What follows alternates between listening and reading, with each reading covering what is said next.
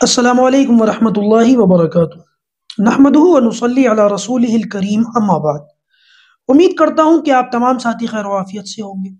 دوستو، شاید آپ لوگوں کو سن کر حیرانی ہو، لیکن ایک اللہ والے کے یہ الفاظ ہیں کہ اسرائیل 2027 کے اندر ختم ہو جائے گا۔ اب اس کی میں تھوڑی سی وضاحت کر دوں، آپ لوگ واقعی تھوڑا سا سوچوں میں، غور و فکر میں پڑ گئے ہوں گے کہ میں کیا کہہ رہا ہوں۔ اور 2027 تو کوئی بہت زیادہ دور بھی نہیں ہے۔ یقین مانیے کہ یہ الفاظ میرے نہیں ہیں، یہ الفاظ کسی اللہ والے کے ہیں۔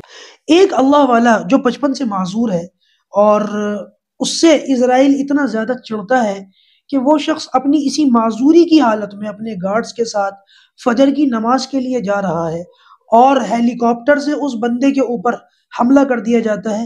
اسی حملے میں وہ خود بھی شہید ہوتے ہیں، ان کے دونوں گارڈز جو تھے وہ بھی شہید ہوتے ہیں۔ دراصل یہ تھے شیخ احمد یاسین شہید رحمۃ اللہ علیہ۔ 1987 کے اندر انہوں نے ہی حماس کی بنیاد رکھی تھی، اور یہ بات انہوں نے ہی کہی تھی کہ کیونکہ ان کا نظریہ تھا کہ بھائی فلسطین یہ جو ہے مسلمانوں کا ہے، قبلہ اول یہ مسلمانوں کا ہے۔ عرب کا کوئی بھی دیش ہو، کوئی بھی ملک ہو، وہ اس خطے سے دستبردار نہیں ہو سکتا۔ یہ خطہ کسی اسلام دشمن طاقت کو یا کسی غیر مسلم کو نہیں سونپ سکتا، یہ ان کا نظریہ تھا۔ بہرحال انہوں نے یہ بھی کہا تھا کہ ظاہر سی بات ہے کہ اسرائیل یہ ان کے اوپر ظلم اور زیادتی کرتا ہے، فلسطینیوں کے اوپر۔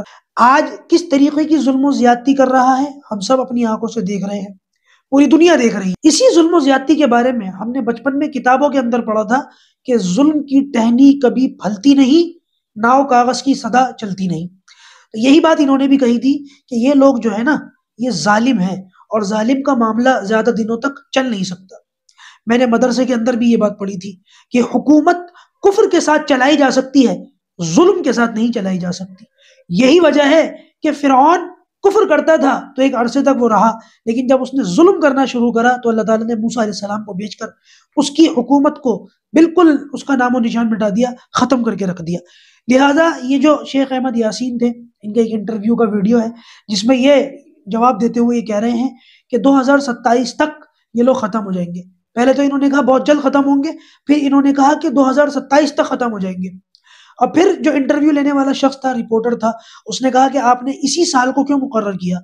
تو یہ کہتے ہیں کہ میں نے قرآن مجید سے اپنے تعلق کو مضبوط کر رکھا ہے، اور میں نے قرآن مجید سے سیکھا ہے کہ ہر 40 سال میں نسل بدل جاتی ہے۔ لہٰذا جب فلسطین کے اوپر یہ یہودی قابض ہوئے ہیں اور انہوں نے اس پر قبضہ کیا ہے، تو ایک 40 سال کا عرصہ ایسا گزرا کہ ہم لوگوں نے بڑی مصیبتیں دیکھی، پریشانیاں دیکھی۔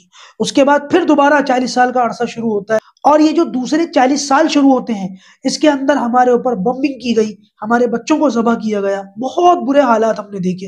اور پھر اب جو نیا دور شروع ہوگا، اس کے اندر تو یہ بالکل ہی ختم ہو جائیں گے، اور جو نیا دور شروع ہوگا وہ 2027 تک کا ہے۔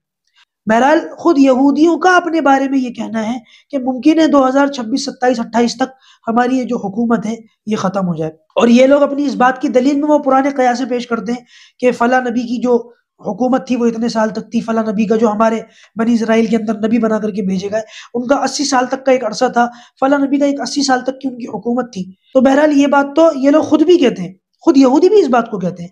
لیکن میرا اوپینین اس معاملے میں یہ ہے، جو میری ناقص سی رائے ہے، جو میں نے اپنے بڑوں سے، بزرگوں سے سیکھا، سنا، سمجھا، یا جو کچھ بھی اپنا تھوڑا بہت تجربہ حاصل کیا ہے، اس کے مطابق جہاں تک مجھے لگتا ہے وہ یہ کہ صرف یہ اندازے ہیں، یہ صرف اندازے ہیں، اور اندازوں کے بارے میں کوئی بھی رائے قائم کرنا یہ جلد بازی ہوتی ہے۔ ہاں لیکن بہرحال میں یہ ضرور کہہ سکتا ہوں کہ اسرائیل ظالم ہے، یہودی ظالم ہے، اور انشاءاللہ عز و جل 2027 نہ بھی صحیح، بہت جلد اللہ تبارک و تعالیٰ ان لوگوں کو عبرت کا نشان بنائے۔